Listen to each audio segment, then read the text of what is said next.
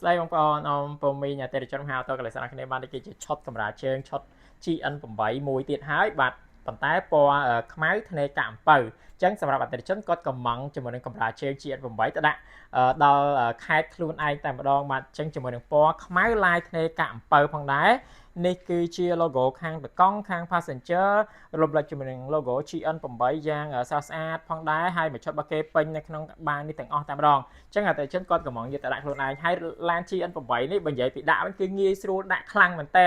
គឺចាយពេលមិនដល់កន្លះម៉ោងទៀតដាក់បានមកខ្លួនឯងស្អាតផ្លឹងតែបងតានេះឲ្យដោយសារតែវាត្រង់ស្រួលដាក់តែម្ដងអញ្ចឹងបងប្អូនពុំមីងបើសិនជាត្រូវការកម្រាលជើងដែលមានគុណភាពល្អប៉ិតហើយបើសិនជាបងប្អូនពុំមីងនៅតាមខេត្តក៏អាចកំងកម្រាលជើងពីហាង Auto Collection យកទៅដាក់ខ្លួនឯងបានដែរដោយសារតែយើងមានជាមួយនឹងវីដេអូខ្លីៗនៅពេលដែលបងប្អូនពុំមីងតិចទៅយើងនឹងផ្ញើជាមួយនឹងវីដេអូខ្លីៗឲ្យបងប្អូនពុំមីងដាក់តាមយ៉ាងងាយស្រួលផងដែរអញ្ចឹងបាច់បារម្ភទេហើយបើសិនជាដាក់ទៅមិនត្រូវស្អាតបងប្អូនពុំមីងបានឡើងមកពេញបងប្អូនគ្រាន់តែចូលហាង Auto Collection មកអាច